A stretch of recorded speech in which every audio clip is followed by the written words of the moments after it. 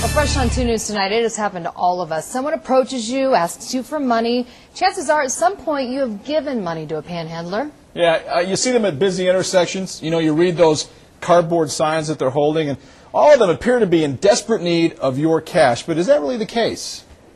Mike Hedrick spent the last couple of months following some of these panhandlers. And Mike, what did you find out? Now, Mark and Sean, as you're well aware, panhandlers can be found all across the Salt Lake Valley. In fact, right here in Sugar House, probably one of the most popular spots here at I-80 and 1300 East. In fact, probably about 30 minutes ago, we saw a couple panhandlers right here on the corner.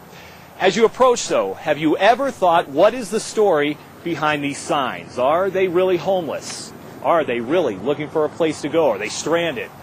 Are they really telling the truth? Well, chances are, after an investigation we did, the answer to all of those questions is no.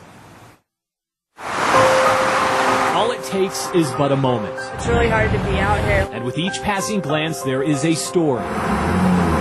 Tightly held on to and silently being told. A story It's harder on girls to be in the shelters.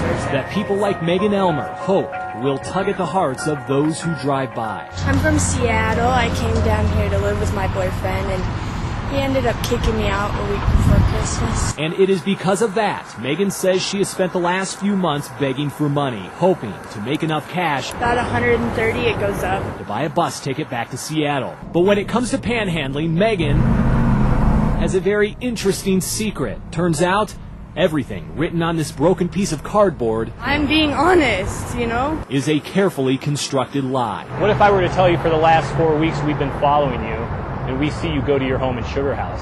As she takes a few moments to think about that, let's go back to 1168 East Parkway Avenue, where for the past 6 months, Megan and her family have been living in this house. It's an old home in a nice neighborhood, and on any given day, this stranded young lady That's my friend's house. It's not my own. can be found stepping out the side door, sometimes to walk the dog, maybe to talk on the phone.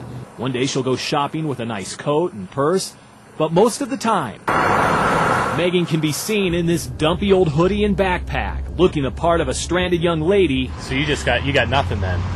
No, just my backpack and... with almost nothing to her name. Professional panhandlers. In other words, that's how they make their living. For years, Pamela Atkinson has been an advocate for the homeless in Utah, and she says most people begging for money I made $10 this morning. You did? $10, yeah, and that's going to feed me today. are not using it in the way that you would hope. In fact, usually what's on the sign is a far cry from the truth. Just to get money to support either their style of living or their drug or alcohol habit. By the time 1 o'clock rolls around, Megan and her friend are off to their version of work. They make the 2-block hike to the off-ramp at I-80 and 1300 East. From a distance, her friend looks on as Megan whips out the cardboard. It's hard. That's what people don't understand is it's hard to eat, it's hard to have a place to stay, and it's hard to, keep clothes on. And without uttering a word, convinces people to give her money. And if you watch closely enough, you will see her routine is a very convincing one. Like clockwork, every 30 to 60 seconds, Megan's hand goes up. She rubs her head, then her eyes. She tops things off by revealing a look of near breakdown. It's a move that consistently paid off time after time after time again. Dude, people pull over. I don't say anything to anybody. I hold this sign.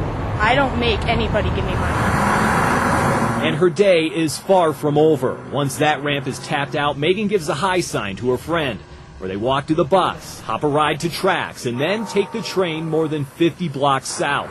Her friend again will sit and watch as Megan flies her sign. How much you make in a day average? And picks up exactly where she left off. Well, lately out here, like 30, 40 bucks maybe. Well, according to our numbers, that's a pretty low estimate. At one point, About $3. in just 30 minutes, $5. we watched 11 different cars hand her money. The average donation, I gave her a couple dollars. $2.50 a car. Do the math, that's more than $50 an hour. 2 hours a day could get her $500 a week, which means realistically, in a year, I just felt sorry for her. A girl out there like that. Megan could be pulling in more than $26,000 tax-free. We've been following her. She lives in a house. What do you think about that? That is crazy. I live in a trailer. That's crazy. She should get a real job Everybody else has a real job. If I could have a job, I'd have a job. So if someone gave you $130 right now, you would get on a bus and go to Be Seattle. home. For the past 6 months, you just haven't been able to make it. It's hard, dude. It's harder than that. I mean, I'm not going to sit here and explain myself. And the truth is, she doesn't have to. All it takes is knocking on Megan's front door. I'm Mike Hedrick with Channel 2. Are you Megan's mother? I am. And her family will tell you all you need to know. Did you know she panhandles for money? You know, I thought she was, but I don't know. I don't know how to get her out of it. So she's basically lying to everyone. I guess.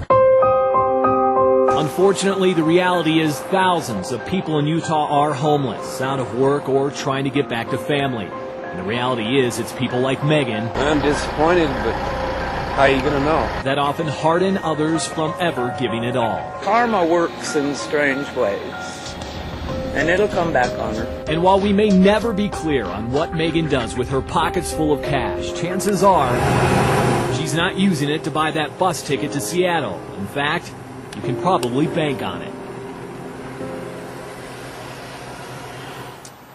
And Pamela Atkinson says more than 70% of the people she sees panhandling on the streets of the Salt Lake Valley are not in the situations that they claim to be. So what's the answer? Well, she says you should give to local charities, to churches, to some of these soup kitchens, some place that you know that money is going to go towards helping people and getting them back up on their feet. Back to you. But people